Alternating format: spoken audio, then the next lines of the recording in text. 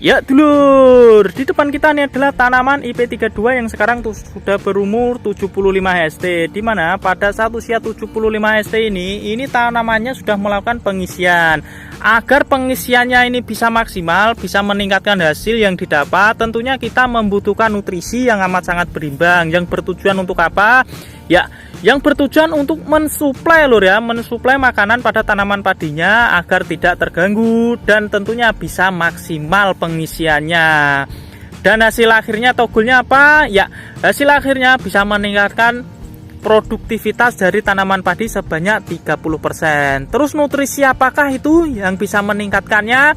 Ya, untuk lebih jelasnya bisa langsung saja simak di dalam video panjangnya dulur. Monggo mampir. Assalamualaikum dulur, berjumpa lagi ya di channel kita, channel petani muda lur. Ya dulur, aku mau ngucapin terima kasih bagi sedulur-sedulur yang sudah subscribe. Bagi sedulur-sedulur yang belum subscribe, aku minta tolong lur ya, minta tolong di subscribe. Salam tani muda, salam tani milenial. Ya dulur, di depan kita ini adalah tanaman IP32 yang sekarang sudah berumur 75 HST. Dimana pada saat usia 75 HST itu tanamannya itu sudah melakukan pengisian lur ya. Nah, untuk itu alangkah baiknya bagi kita untuk mensuplai nutrisinya agar apa? Agar pengisiannya bisa maksimal dan tentunya bisa bernas lur ya. Kalau tanamannya itu bernas atau bisa pengisian sampai pangkal, itu nanti bobot yang dihasilkan juga amat sangat berat dan hasil yang didapat bisa meningkat sebanyak 30%. Terus nutrisi apa yang baik atau yang bagus untuk menunjang dari proses pengisian bulur ini? Nah, untuk nutrisinya tentunya adalah nutrisi dengan kandungan kalium yang amat sangat tinggi, di mana unsur kalium ini bertujuan untuk pengisian lebih maksimal dan bobot yang dihasilkan itu juga amat sangat berat. Yuk dulur, terus pupuk apa yang akan kita gunakan? Langsung aja simak di dalam videonya. Ya dulur, sebelum kita masuk dalam pembahasan, alangkah baiknya bagi sedulur semua dalam penyimakan videonya ini nanti secara menyeluruh agar apa? Agar info yang kita berikan tidak terpotong-terpotong menyebabkan sedulur semua salah persepsi. Dan tidak lupa apa lur? Aku tunggu like dan komentarnya dulu agar apa ya, agar lebih jelasnya dalam penyampaiannya yang kurang itu apa. Nah, untuk meningkatkan hasil dari tanaman padi tentunya kita membutuhkan atau ada prosesnya lur ya, tidak bisa secara instan. Ini tanam besok panen itu kan ya nggak mungkin lur ya, masa bisa simsalabim itu ya. Terus dari proses masa vegetatif, terus masa primordial atau masa peralihan, dan sekarang kita sudah masuk masa generatif. Dan banyak petani yang menggunakan dan punya trik sendiri tersendiri lur ya. Dan untuk sedulur yang mau melakukan atau mengikuti cara-cara yang aku lakukan, itu bisa dicek di video-video sebelumnya. Kalau di tanamanku itu bagus, belum tentu di tanaman sedulur itu bagus lur ya. Karena apa? Karena banyak faktor yang mempengaruhi, bisa cuaca, bisa konstur tanah, dan juga bisa pengaplikasian nutrisi yang kita berikan. Tapi yang utama itu apa lur? Yang utama adalah pahamilah daerah sedulur itu sendiri dulu ya. Terus kebutuhannya itu apa? Jadi kalau mau mengikuti aku saranin ya nggak harus langsung semuanya itu sama, itu nggak harus lur ya. Tapi lihatlah atau cek lahannya. Jadi aku di sini dari dulu sampai sekarang kan tidak pernah membuat SOP lur ya, karena SOP kan biasanya bagus di tempat A, itu tidak bagus di tempat B. Jadi bagusnya ya cek lahan, kurangnya apa, ya yang diberi itu saja. Aku pasti menekankan yang itu.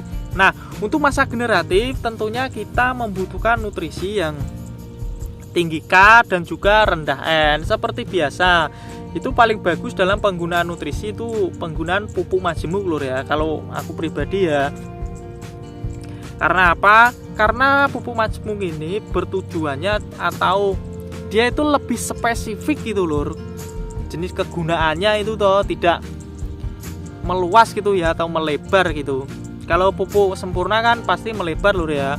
Kandungannya kan NPK-nya itu komplit dan ditambahi unsur-unsur mikro itu lengkap. Biasanya juga ada plus itu unsur vitaminnya, tapi ada tapinya, pasti harganya itu mahal. Jadi kalau aku itu lebih suka meracik sendiri itu nutrisinya. Nah, untuk nutrisi di sini itu ada dua pilihan lur ya. Seperti kemarin itu bisa menggunakan NPK 1616, dimana ini nanti dalam dosis pengaplikasiannya itu bisa ditambahkan 4 sendok lur ya per tangki 16 liter.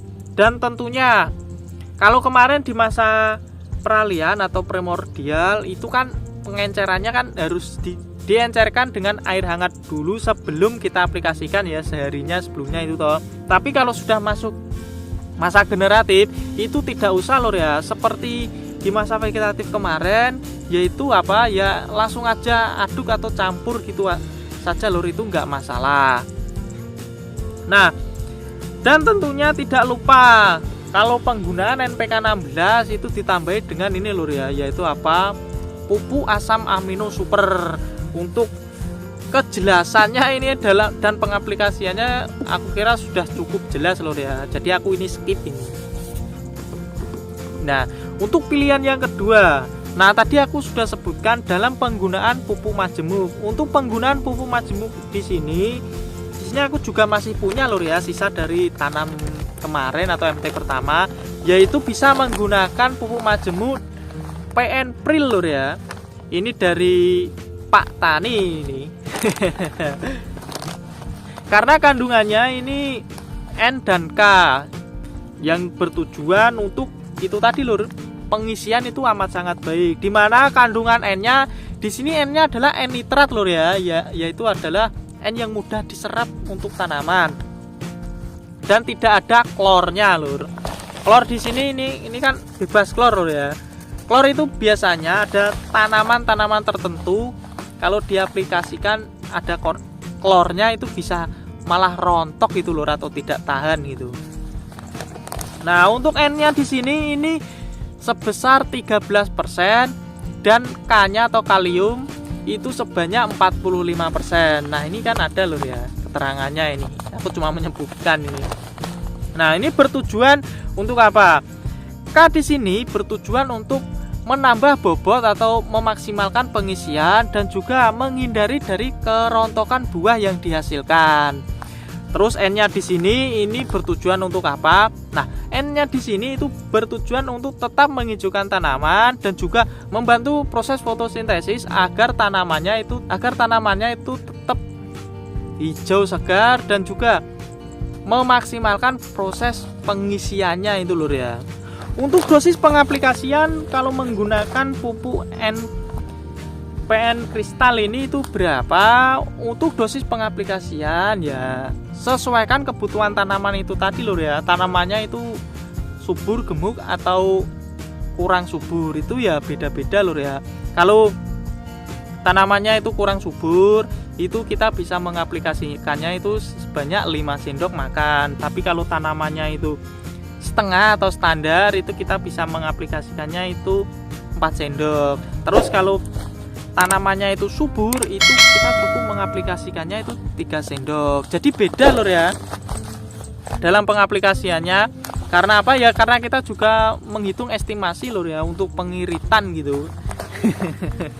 Belajar ngirit lur. Nah, dalam penggunaan pupuk ini, pupuk PN Pril atau PN kristal, karena ini adalah pupuk majemuk, tentunya kita membutuhkan pupuk pelengkap atau pupuk mikronya lur ya.